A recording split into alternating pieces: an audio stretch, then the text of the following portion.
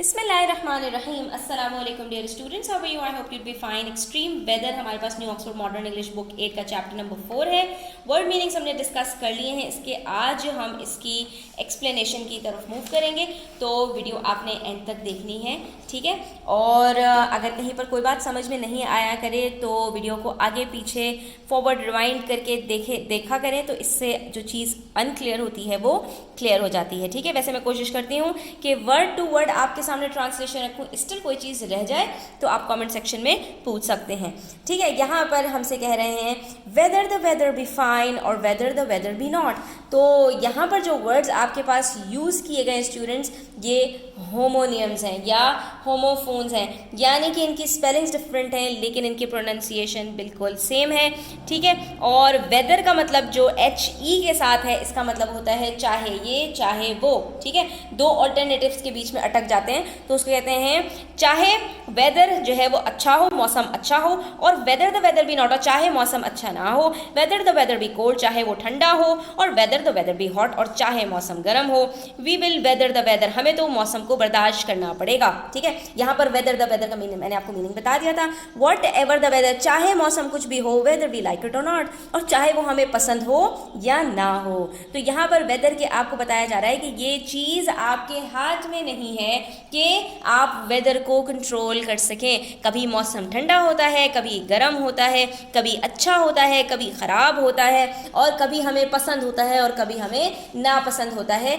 Still we are helpless, we can not do anything about the weather, ठीक है। तो ये एक छोटा सा आपके पास स्टेंजा था।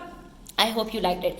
ठीक है, each part of the planet has its own cycles and variations in temperature, precipitation, dryness, heat and cold that constitute the weather in that area. ठीक है, हर planet की बात की है इन्होंने स्टूडेंट्स, यहाँ पर ये हर इलाके की बात नहीं कर रहे हैं, ठीक है। यानी कि हमारे पास जो 8 और 9 planets हैं, उन सब के ऊपर अपने अपने साइकिल्स हैं। किस तरह? क्योंकि उनका जो डिस्टेंस है सूरज से वो डिफरेंट है, और जिस तरह से डिफरेंट है उनका सूरज का डिस्टेंस, तो उनके ऊपर जो अमाउंट ऑफ हीट है वो भी डिफरेंट है, और जब अमाउंट ऑफ हीट डिफरेंट है तो उनका वेदर भी डिफरेंट होगा, क्योंकि वहाँ का टेम्परेचर डिफरेंट होगा, बारिशें डिफरेंट होंगी, ड्राइनेस डिफरेंट होगी, हीट डिफरेंट होगी, और कोल्डनेस भी डिफरेंट होगी, जो कि वहाँ का वेदर बनाती है, मौसम वहाँ का कॉन्स्टिट्यूट करती है। In some places the 4 seasons are easy to identify, while in others there is a sudden jump from winter to summer और little variation throughout the year. कहीं कहीं पर तो आपको वेदर परफेक्ट नजर आएंगे, ठीक है, चारों मौसम नजर आएंगे, सर्दी गर्मी खिज़ां बहार, लेकिन कहीं कहीं पे डायरेक्ट विंटर से समर आ जाएंगे, यानी सिर्फ सर्दी होगी या गर्मी होगी, ठीक है। और कहीं कहीं पे ऐसा होगा कि सर्दी से गर्मी में जाते हुए थोड़ी बहुत हल्की फुल्की आपको चेंजेस नजर आएंगे। There are destinations that have reliably consistent weather and others where the weather is changeable.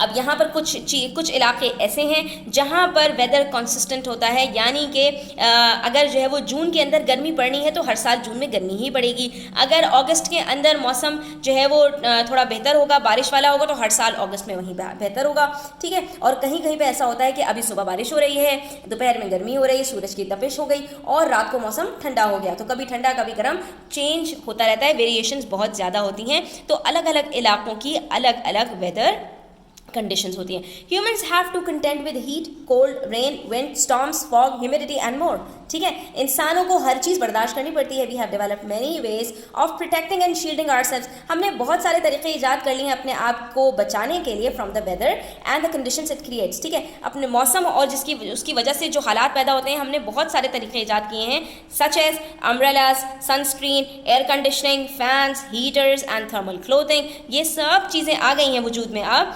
These and many other inventions mean that people can explore and live comfortably on even the more hostile areas of the earth, ठीक है। इसका मतलब ये है कि इन चीज़ों की मदद से जो प्रोटेक्शन हमारे पास हैं, हम बहुत सारे जो सख्त तरीन इलाके हैं उनमें भी इवन आराम से रह सकते हैं ज़मीन पर।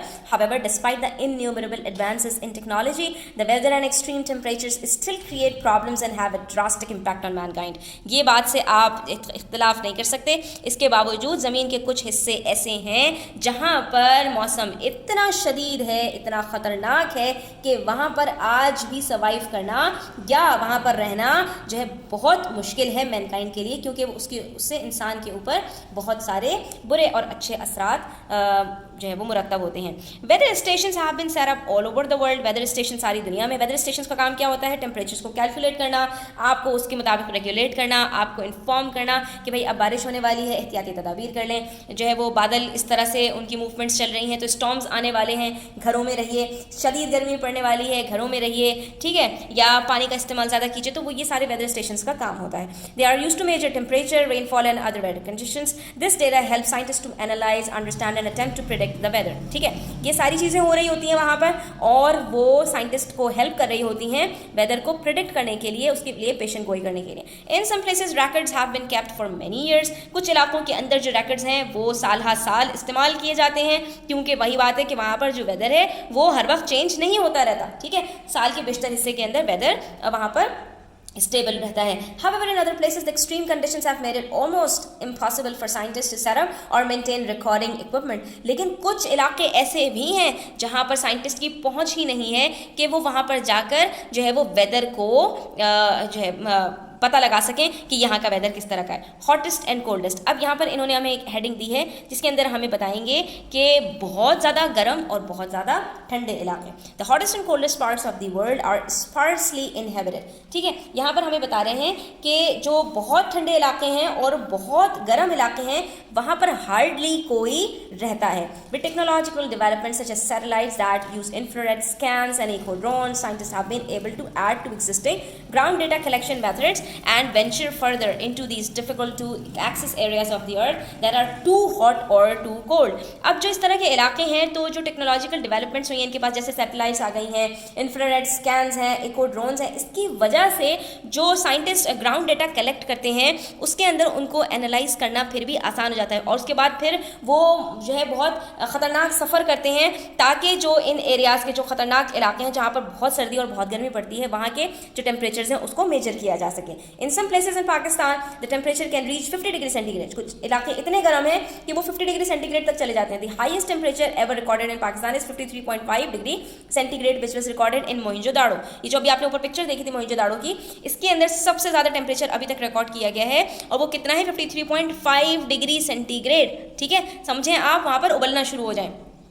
और ये कहाँ पर है? सिंध में है ऑन 26 मई 2010, यानी अभी तक 2010 के अंदर जो है वो सबसे ज़्यादा ये टेम्परेचर रिकॉर्ड किया जा चुका है। At this temperature people are at risk from heat exhaustion, dehydration and death. यहाँ पर लोगों को लू लगने का और जो है डिहाइड्रेशन का मतलब पानी की कमी हो जाने का और इवन मर जाने के खतरात लायक होते हैं, इतनी शदीद गर्मी होती है। They sit in cool baths but water warms up quickly and is usually scarce when temperatures are this high. अब वो लोग पानी के जो है ना बात लेते हैं, लेकिन क्या होता है, पानी का बात लेने के लिए पानी निकाला, थोड़ी देर में पानी गर्म हो गया।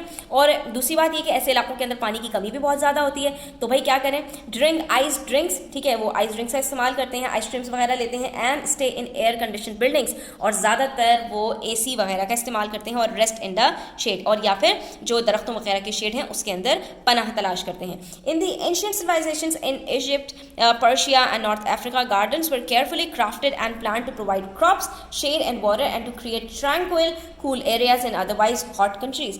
अब एंशिएंट सिविलाइजेशन की बात कर रहे हैं कि पुराने वक्तों के अंदर लोग क्या करते थे जब उनके पास एयर कंडीशंस नहीं थे, मॉडर्न फैसिलिटीज़ नहीं थी, तो इस तरह के इलाकों में इजिप्ट, पर्शिया, नॉर्थ अफ्रीका के अंदर गार्डन्स को इस तरह से डिज़ाइन किया जाता था, जगह जगह पर बागात और दरख्त और जो है वो फुलवारी इस तरह से जो उगाई जाती थी कि जिससे लोगों को ज़्यादा से ज़्यादा शेड मिल सके, पानी मिल सके और वहाँ पर ठंडे ठंडे वो रह सकें। ठीक है, सुकून के साथ उन एरियाज़ के रह सकें जिसके अंदर जो है वो बहुत ज़्यादा जो गर्म इलाके होते थे। Where there is fresh flowing water and shade producing trees there can be some relief from the heat. जहाँ पर आपके पास दरख्त होंगे, आपने बच्चों इस चीज़ को ऑब्जर्व किया होगा, खुद एक्सपीरियंस करके देखिएगा कि दरख्तों के अंदर अल्लाह ताला ने इतनी जाज़बियत रखी है, इतना सुकून रखा है कि दरख्त, आप शदीद गर्मी में कहीं पर सफ़र कर रहे हो धूप में और अचानक कोई दरख्त आ जाए, उसके नीचे साए में खड़े हो जाएं, ऐसा लगता है कि आप जन्नत में आ गए हों। अल्लाह ताला ने इतनी ज़्यादा जो है दरख्तों को सुकून पहुँचाने की सलाहियत दी है।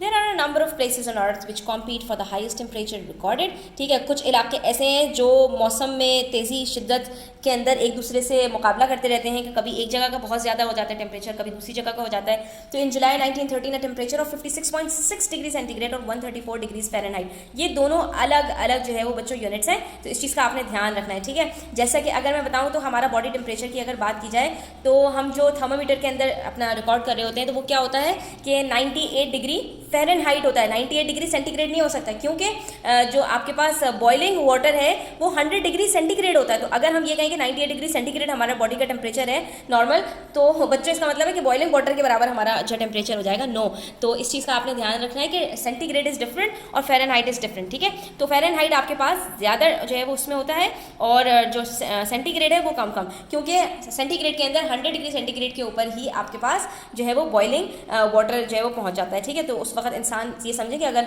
किसी जगह का इतना ज़्यादा टेम्परेचर हो तो वहाँ पर चीज़ें उबलना शुरू हो जाएंगी. सही है, तो यहाँ पर बता रहे हैं कि एक टेम्परेचर रिकॉर्ड किया गया 56.6 डिग्री सेंटीग्रेड या 134 डिग्री फ़ारेनहाइट का, set the record for the highest temperature ever recorded till then. जो आज तक का सबसे ज़्यादा गर्म जो है वो टेम्परेचर रिकॉर्ड किया गया है किसी भी इलाके का. ठीक है, पाकिस्तान का आपको बता दिया गया था वो कितना था 53 डिग्री, ये उससे भी ज़्यादा है. This was at a weather station in a place called Furnace Creek in Death Valley. नाम ही उसका डेथ वैली रख दिया. ठीक है, यूएसए, ये यूएस की बात हो रही है. In 1922 ground based instruments in Al Aziziya Libya recorded a temperature of 58 degree centigrade on September 13.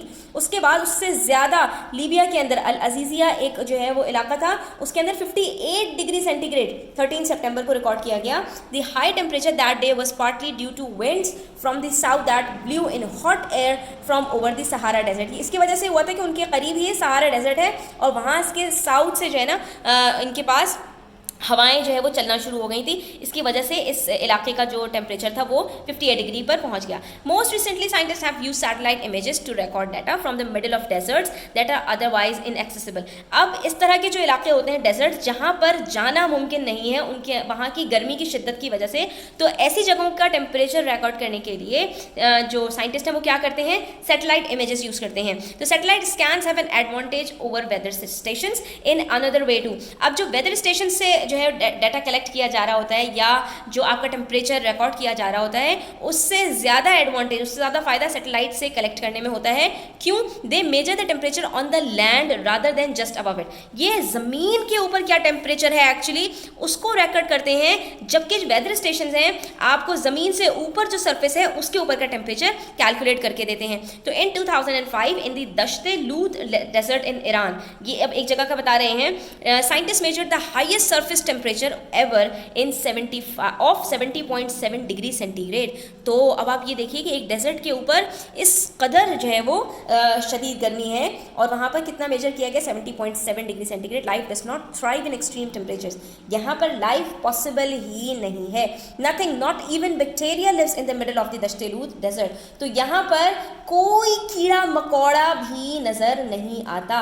वहाँ पर आप कोई मतलब ज़िंदगी कोई जो है वो आप ये समझ लें किसी की भी वहाँ पर ज़िंदगी मुमकिन नहीं है. Similarly the barren icy desert of the Antarctic does not support life. Antarctic जो है वो हमारे पास एक वहाँ पर डेजर्ट है, तो उसके अंदर जो बैरन आइसी डेजर्ट है उसके अंदर हमें कह रहे हैं कि यहाँ पर भी जो ज़िंदगी है वो मुमकिन नहीं है. The coldest place in the world, और ये क्या है, यहाँ पर दूसरा एक्सट्रीम है और वो है सर्दी वाला. ठीक है, with a record lowest temperature of -91 degree centigrade. आप ये सोचिए कि 0 डिग्री सेंटीग्रेड के ऊपर चीज़ें जमना शुरू हो जाती हैं. ठीक है, तो अब ये -91 रिकॉर्ड किया गया है यहाँ पर, कहाँ पर, एंटार्क्टिक ओशियन के अंदर. तो यहाँ ज़िंदगी कैसे मुमकिन हो सकती है. Is the Antarctic ice sheet. ठीक है, ये कहाँ का बता रहे हैं, एंटार्क्टिक आइस शीट का. There at Russia's Vostok ice station is a vast lake buried 4 kilometres below the ice. अब यहाँ पर रशिया के अंदर बता रहे हैं कि आइस से 4 किलोमीटर नीचे एक लेक है. This is a remote dangerous and rarely visited place. अब ये एक ऐसी जगह है जहाँ पर लोग नहीं जाते. Measuring temperatures in these extreme locations is difficult but scientist keen to find out how cold it can get. Use data collected from ice stations and satellites to find out more about weather patterns. अब इन जगहों पर जाकर पता लगाना तो मुमकिन नहीं है, लेकिन फिर भी साइंटिस्ट खोजते रहते हैं और वो सैटेलाइट्स के थ्रू इन जगहों के जो है टेम्परेचर्स है वो कैलकुलेट करते रहते हैं. However some very cold places on earth are inhabited. हाँ, लेकिन जो बहुत ज़्यादा शिद्दत के साथ जहाँ पे सर्दी पड़ती है वहाँ पर आपको कुछ जो है वो जानवर वगैरह नज़र आते हैं, इसके मुकाबले में कि जहाँ पे बहुत शदीद गर्मी पड़ती है वहाँ पर कोई बैक्टीरिया भी नज़र नहीं आता, लेकिन जो बहुत कोल्डेस्ट एरियाज़ हैं वहाँ पर आपको लाइफ नज़र आती है. Life is tough in the coldest regions of Russia, Canada, Mongolia, Greenland and in the state of Alaska in the US.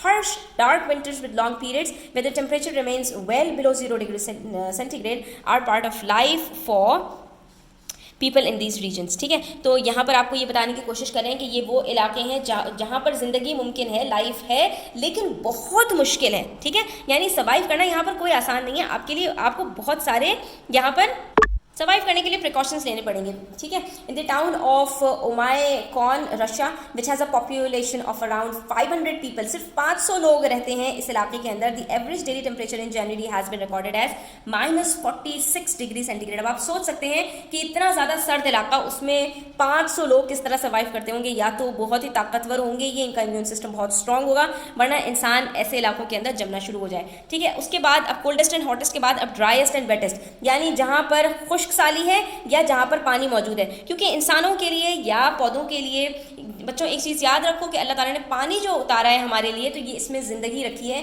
तो जहाँ पर पानी नहीं होगा वहाँ ज़िंदा रहना मुमकिन नहीं है, ना पौधों फलों के लिए और ना इंसानों के लिए, जानवरों के लिए. ठीक है, तो अब यहाँ पर उन इलाकों की बात कर रहे हैं जहाँ बिल्कुल पानी नहीं है या जहाँ पर बहुत पानी है. तो some parts of the world are famous for their wetlands, waterways, storms, snow and rainfall, while other places are well known for being dry, parched and prone to drought. ठीक है, कुछ इलाके अपने सरसब्ज़ व शादाबी की वजह से, क्योंकि वहाँ पर पानी ही पानी है, बारिशें भी बरसती हैं, दरिया भी हैं, समंदर भी है, इन सब की वजह से जो है वो सैराब है. और कुछ बिल्कुल इसके उलट है, खुश्क साली है, कहत साली है, बिल्कुल पानी से महरूम है. The wettest and driest place on earth are fascinating for a number of reasons. लेकिन ये दोनों ही इलाके इंसान के लिए फैसिनेटिंग हैं बहुत सारे रीजंस की वजह से. अब आपको बताएंगे जहाँ पर कहत होता है, जहाँ पर पानी नहीं होता, उसको डेजर्ट कहा जाता है. तो a desert is defined as an area that receives less than 25 centimetre of precipitation a year, जहाँ पर 25 सेंटीमीटर से भी कम पानी बरसता है, यानी सिर्फ चुन्नी मुन्नी बूंदाबांदी वगैरह होती है.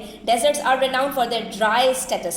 One might imagine stretches of sand and dusty soil and rocks baking in the heat, but there are different types of desert. अब आप कहेंगे डेजर्ट से तो आपके दिमाग में सिर्फ यही ख्याल आएगा ना कि दूर दूर तक फैली हुई जो है वो ज़मीन है जिसके ऊपर मिट्टी है, या वहाँ का जो सॉइल है, मिट्टी है, वो भी क्या है, डस्टी है, यानी इधर से उधर उड़ने वाली मिट्टी है. And rocks baking in the heat, और जो वहाँ के पत्थर हैं, जो वहाँ के स्टोन्स हैं, चट्टाने हैं, वो सब क्या हैं, गर्मी के अंदर पक रही हैं.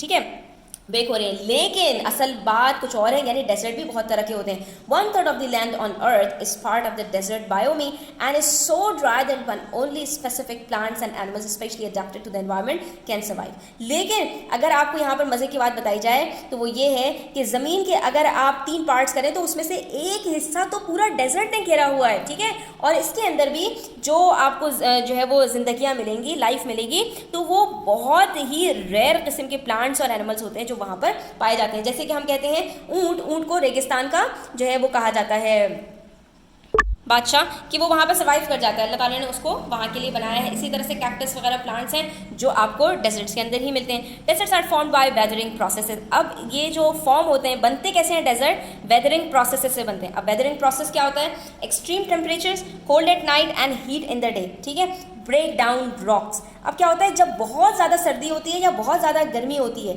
सर्दी का रात के वक्त और शदीद गर्मी दिन के वक्त, एक ही इलाके के अंदर शदीद सर्दी है रात के वक्त और शदीद गर्मी है, तो ये जो सर्दी और गर्मी का इतना ज़्यादा शिद्दत वाला इम्तिजाज है, इसकी वजह से क्या होता है, जो रॉक्स हैं, चट्टाने हैं, वो टूट फूट का शिकार होती हैं. And winds blow away loose soil and sand. और जो हवा चलती है तो वो क्या करती है, इनको एक जगह से दूसरी जगह उड़ाती है.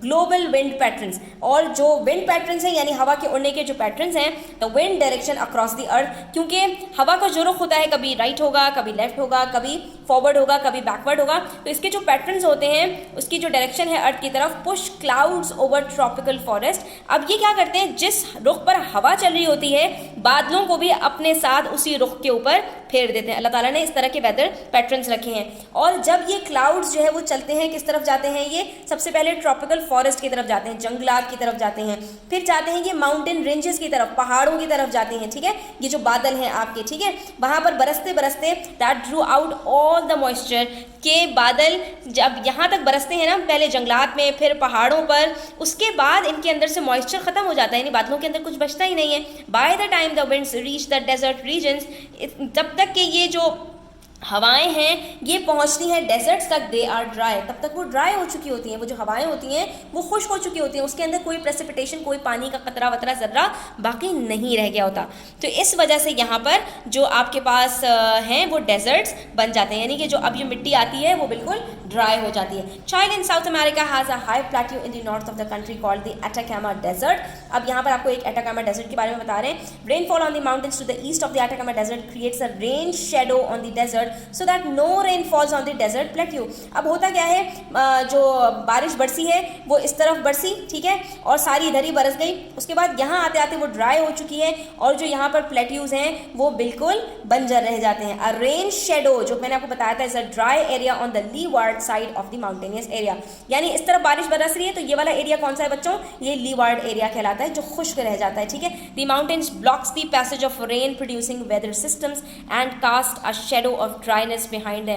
ये रास्ता रोक देते हैं, ये वाला जो इलाका है ना, इसने रास्ता रोक दिया प्रेसिपिटेशन का इस तरफ, और इस तरफ क्या रह गई, सिर्फ ड्राइनेस रह गई, कोई वेट जो है वो इनके लिए कुछ भी नहीं बचा।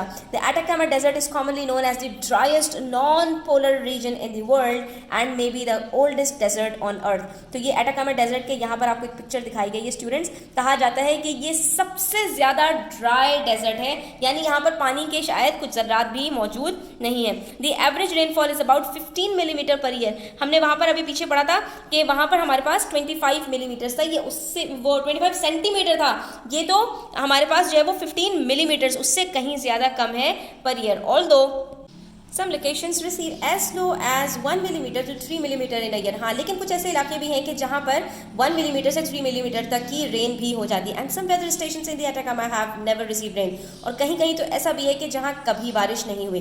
The sparse land is spectacular and draws sightseeing tourist as well as scientist. यहाँ पर ये कह रहे हैं कि ये इतना मैग्निफिसेंट, इतना शानदार और स्पेक्टिकुलर ज़मीन का टुकड़ा है कि ये साइट सीइंग है, यानी कि ये अटेंशन ड्रॉ करता है, ये अटेंशन लोगों की ग्रैब करता है, तवज्जो दिलाता है किस किस की, न सिर्फ टूरिस्ट की यानी कि सयाहों की, बल्कि साइंटिस्ट की भी। Clear skies which are perfect for star gazing, जो बिल्कुल साफ आसमान है, कोई बादल का वहाँ पर वो टुकड़ा भी नहीं है, तो वो स्टार गेजिंग के लिए यानी कि सितारों को देखने के लिए आर वन अट्रैक्शन, वहाँ पर यानी कि आसमान का भी बेहतरीन नज़ारा होता है। वास्ट सैंडी ट्रैक्स, और दूर दूर तक फैले हुए ज़मीन के जो कते हैं मिट्टी से भरे हुए, ह्यूज रॉकी पीक्स, और आसमानों को छूती हुई चोटियाँ हैं जो चट्टानों की, विंड स्कल्प्टेड कैनियंस, और जो क्या नाम है, हवा से बनने वाले जो मिट्टी के आप कह सकते हैं जो वादियाँ हैं, यानी कि हवा उड़ाती है और क्या करती है, मिट्टी की ढेरियाँ बना देती है, तो वो एक छोटी छोटी सी जैसे मिट्टी की वादियाँ बनी हुई हों। And the sparkling salt flats, और ये सॉल्ट फ्लैट्स क्या होते हैं बच्चों, ड्राई लेक्स होते हैं। होता क्या है कि जब जो है वो हवा चलती है इन इलाकों के अंदर, तो वो क्या करती है, पानी अगर कहीं होता भी है तो उसको खुश्क कर देती है। जब पानी सारा भाप बन के उड़ जाता है तो नीचे जो बच जाती है वो सिर्फ नमक की एक लेक बचती है, तो उसको हम कहते हैं सॉल्ट फ्लैट्स, ठीक है। तो स्पार्कलिंग यानी चमकती हुई जो सॉल्ट फ्लैट्स हैं are also offer modern day explorers unfamiliar almost alien views that are a feast for their eyes. अब ये कुछ इस तरह की चीज़ें हैं जो हमें रोज़मर्रा या हमें आम तौर पर देखने में नहीं मिलती, और ये इतने कुदरत के अजीब व गरीब और इंसान की तवज्जो मबजूल करने वाले मनाजिर हैं कि इंसान की आंखें फटी फटी रह जाती हैं। ऐसा लगता है कि ये एलियन किसी दुनिया में हम आ गए हैं, ये बिल्कुल भी उनको फेमिलियर नहीं लगता, अनफेमिलियर सा जो है वो माहौल लगता है और लोगों की तवज्जो को अपनी तरफ मरकूज़ करता है। For the camera laden tourist, वो जो टूरिस्ट अपने साथ कैमरा लटका कर फिरते हैं इन सन प्रोटेक्शन वेयर ट्रेवर्सिंग, जो कि जो है गुजरते हैं इन इलाकों से, दिस एरिड लैंडस्केप, ये बिल्कुल खुश्क ड्राई बंजर लैंडस्केप ज़मीन का खिता, high on the Chilean plateau, जो कि चिलियन प्लेट्यू किसको कहते हैं बच्चों, जो चाइल से चिलियन है, यानी जो क्या नाम है चिली का इलाका है ना, तो उसके जो प्लेट्यूज़ हैं तो वहाँ पर between the Pacific and the mountains, it is a stunning site. ये एक बहुत शानदार नज़ारा है। कहाँ का? जो चिलियन प्लेट्यू है, यानी कि चाइल का एक प्लेट्यूज वगैरह जहाँ पर बने हुए हैं, जो कहाँ है? पैसिफिक और माउंटेन्स के बीच में है, तो वो बहुत ही ज़बरदस्त नज़ारा है। However, despite the Atacama's reputation for aridity, it is not the driest place on earth। देखिए कितनी अजीब सी बात है कि एरिडिटी के बावजूद, यानी कि अपने ड्राई होने के बावजूद, बंजर होने के बावजूद, ये ज़मीन का सबसे ज़्यादा ड्राइएस्ट पार्ट नहीं है। तो फिर कौन सा है? अभी हो सकता है हमें आगे पता चले। It may come as a surprise that Antarctica which is seen as a land of snow and ice is home to the driest place on earth.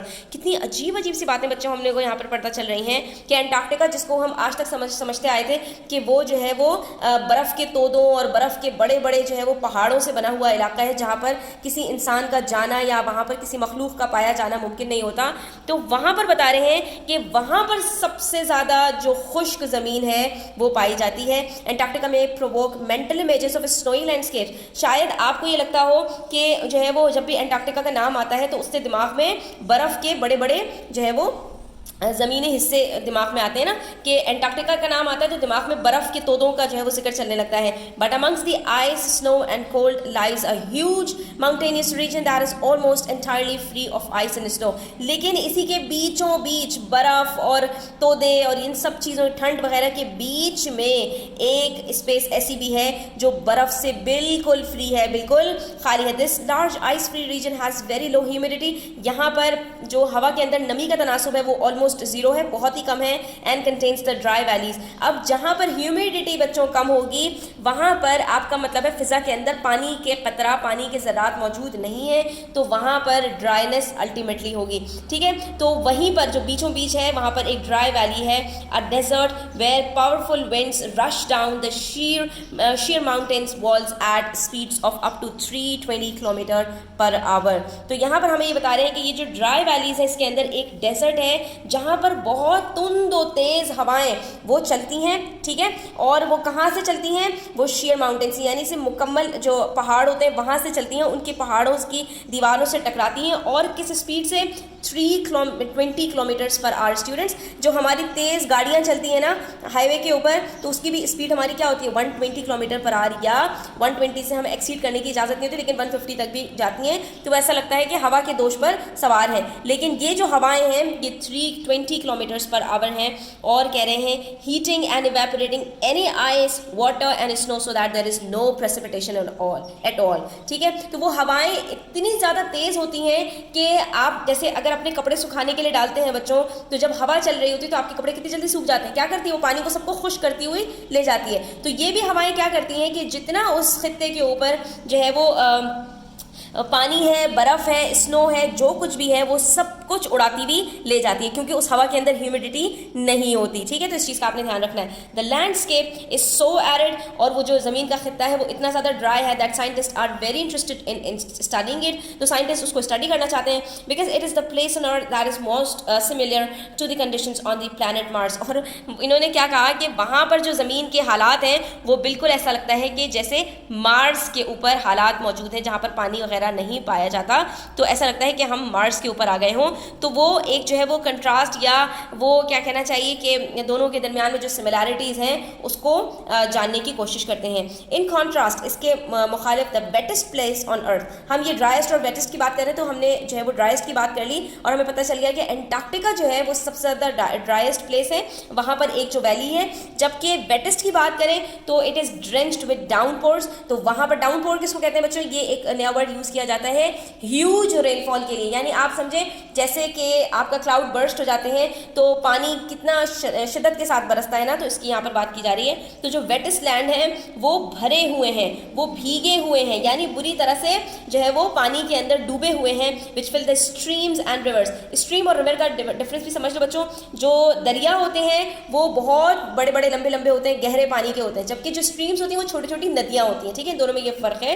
तो ये क्या करते हैं कि जो जब बारिश बरसती है तो स्ट्रीम्स और रिवर्स दोनों को टू बर्स्टिंग पॉइंट इतने ज़्यादा लबालब भर देते हैं कि वो ओवरफ्लो हो जाए, एंड समटाइम्स बियॉन्ड, और इससे ज़्यादा कभी कभी ऐसा होता भी है जो हम सैलाब की सूरत में जो है वो देखते हैं। इन मेघालय स्टेट इंडिया का बता रहे हैं the yearly average rainfall is over 11 metres. कहाँ तो बच्चों वो 1 मिलीमीटर टू 3 मिलीमीटर की बात हो रही थी जो ड्राइस्ट प्लेस है, और कहाँ 11 मीटर्स। आप सोचिए इसका मतलब क्या होता है कि अगर पानी को ज़मीन खुश्क ना करे तो थोड़ी ही देर में क्या होगा कि पानी की जो सतह है वो ज़मीन से 11 मीटर ऊपर चली जाएगी, अगर पानी जो है इधर उधर बहकर ना जाए और एक जगह पर जमा किया जाए तो 11 मीटर्स का मतलब ये है। तो आप सोच सकते हैं कि कितनी ज़्यादा बारिश होती है even in the dryer months. और यहाँ तक कि जो साल के ऐसे हिस्से हैं जिसके अंदर बारिश नहीं होनी चाहिए, यानी दिसंबर से फरवरी तक the average precipitation is 60 millimetre, उसमें भी बारिश बरसती रहती है, वो भी 60 मिलीमीटर्स के तनासुब से। Residents of the small state in north east India who lives are affected when the massive amount of rainfall causes devastation by washing away power lines and homes do not complain about the rain. वो लोग जो इन्हीं इलाकों के अंदर रहते हैं, जाहिर है वो बहुत ज़्यादा इससे मुतासर होते हैं। जब इतनी बारिश बरसेगी तो जो है वहाँ पर तबाही ही आती है स्टूडेंट्स, लेकिन इसके बावजूद वो कोई कंप्लेन नहीं करते बारिश के बारे में। This is because the monsoons are also bring tourist to the area, क्योंकि जो मूनसून है वहाँ पर यानी जो क्या नाम है आप समझे जो बारिश का सीज़न होता है वो टूरिस्ट को वहाँ पर घसीट घसीट कर ले जाता है। लोगों को बहुत शौक होता है कि नई नई चीज़ें एक्सप्लोर करें, एडवेंचर्स करें। तो जब भी बारिश वगैरह का सीज़न आता है तो वहाँ पर टूरिस्ट जो है वो बढ़ते चले जाते हैं। द रशिंग वाटर, कैस्कैडिंग वाटरफॉल्स यानी वो जो आबशार और झरने बहते हैं उसकी बात हो रही है। And lush vegetation are sights that people want to see. लोग इन्हीं सब चीज़ों को तो देखना चाहते हैं। हम सबकी ये ख्वाहिश होती है कि हम लश ग्रीन एरियाज़ को, आबशार को, पानी को, दरियाओं को, इन सबको जाकर विजिट करें, even if they have to stand under an umbrella to do so, चाहे उसके लिए उनको जो है वो किसी छाते में ही खड़ा होना पड़े। Over centuries the rain has created a vast network of some of the longest and deepest caves in India. अब यहाँ पर जो इतने ज़माने से बारिशें हो रही हैं सदियों से, तो उसकी वजह से बहुत बड़े बड़े गार भी बन गए इंडिया में, which attract tourist and keen cavers from all over the world. तो जो गार के शौकीन लोग हैं या जो सयाह हैं उनको जो है वो यहाँ पर बहुत ज़्यादा मज़ा आता है, तो उनकी अटेंशन भी यहाँ पर जो है वो अट्रैक्ट होती है और वो यहाँ पर आना पसंद करते हैं। The village of Mawsynram in Meghalaya gets the little title of wettest place on earth with an average of 12 metres of rain per year. तो ये आपको इलाका याद रखना है कि यहाँ पर सबसे ज़्यादा दुनिया भर में बारिश होती है। The village is situated on the mountains and lies in the path of warm winds that carry rain filled clouds over from the bay of Bengal. तो यहाँ पर जो बादल बेसिकली आते हैं वो बे ऑफ बंगाल से आते हैं और खूब बरस कर जाते हैं, तो यहाँ तक कि 12 मीटर्स तक भी बारिश होती है। The clouds trapped over the mountains over the summer bring rainfall in massive and often continuous monsoon deluges। तो यहाँ पर जो बारिशें हो रही होती हैं वो सैलाब भी लेकर आती हैं। deluges का मतलब जो है वो सैलाब भी यहाँ पर आ जाते हैं, और उसका रीज़न यही है कि ज़ाहिर है जब इतनी बारिशें होंगी तो फिर सैलाब तो आएंगे। उसके बाद यहाँ पर बच्चों